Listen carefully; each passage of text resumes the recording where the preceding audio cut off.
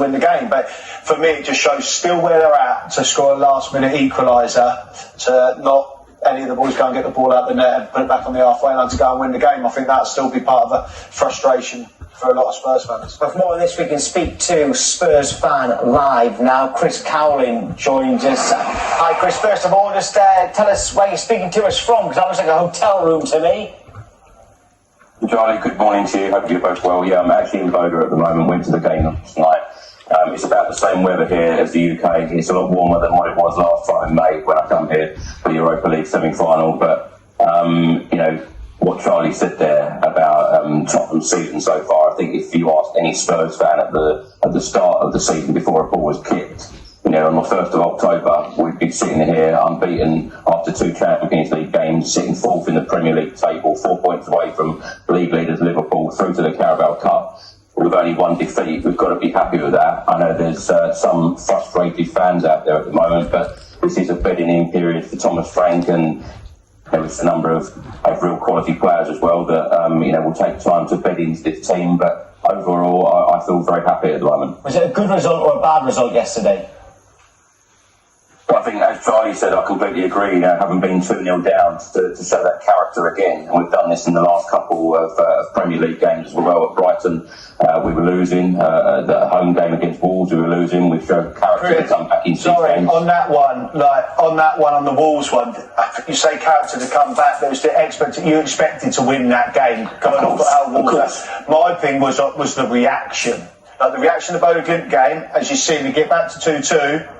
Richarlison grabs the ball and runs out, gets it back to halfway line. When there's time on the clock or whatever to go and win the game, I just felt against Wolves it was like, we've got back 1-1, let's all celebrate, other than trying to grab the ball by the horns, get back to halfway line and go and win the game. That's just the frustration bit I see of Tottenham, and I think that's a little bit of frustration I feel from Tottenham fans on that game at the weekend.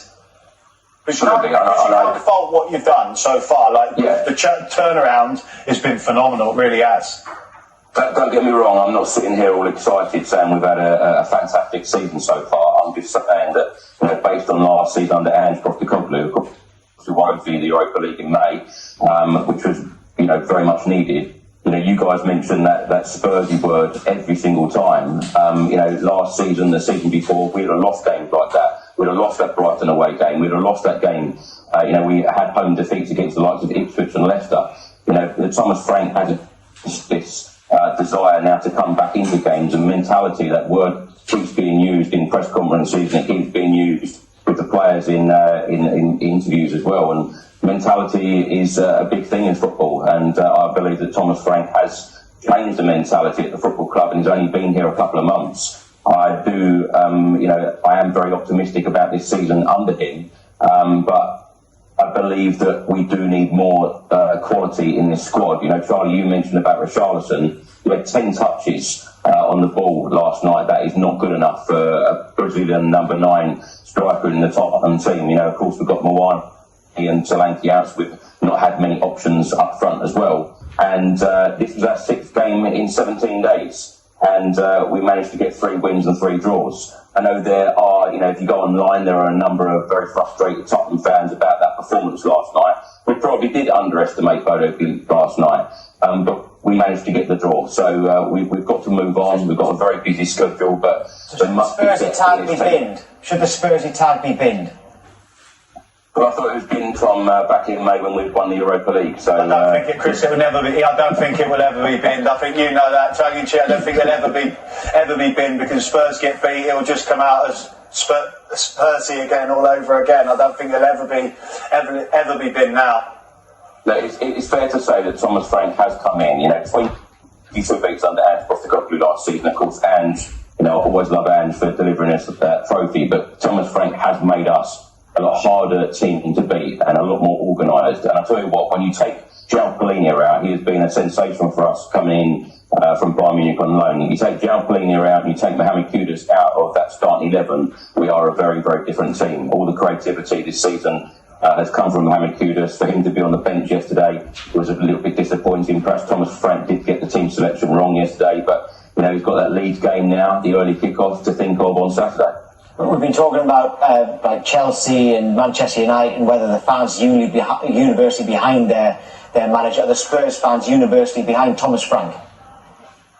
Absolutely, Tom. You've got to be, because he's come in and he's got us playing some really good football, and the structure within the team. Like I said about Gianpolini, number 6 that we've been crying out for in the last couple of years. I believe that a lot of the Spurs fan base are behind Thomas Frank. When you saw us performing in the Super Cup final against PSG, of course we didn't win the game, but a lot of people took a lot of positivity from that match. And like I said, he made us a lot more difficult to beat, because there were a lot of games last season, but certainly in the last couple of years, that we would have lost. So, do you miss the exciting football of Ange Postecoglou when he first came in? Don't miss that kind of football, no, because we've got to move on.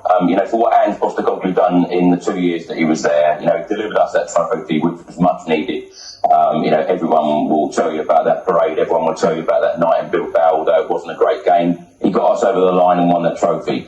I just hope that Thomas Frank can now kick us on that little bit further, and we should be winning trophies on a lot more regular basis. What's a little bit further, Chris? What's a little bit further? If we're saying Ange won the Europa League and great, but what's positive this year? What's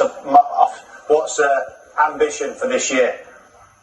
I think certainly the ambition for this year is to win a domestic trophy, i.e. the Carabao Cup or the FA Cup, but ultimately down the line we want to be competing for the Premier League. The board have said in recent months that we want to be in that position to be winning the Premier League and the Champions League at every single transfer window. I know a lot has happened at board level as well, a lot of changes recently, but that's what we ought to be aiming for. We ought to be aiming for the top trophies, because when you saw that parade in May, it was simply incredible. Chris, have a safe flight or boat trip home, however you're doing it. Thank you. Thank you. Coming next, we put your questions to Charlie.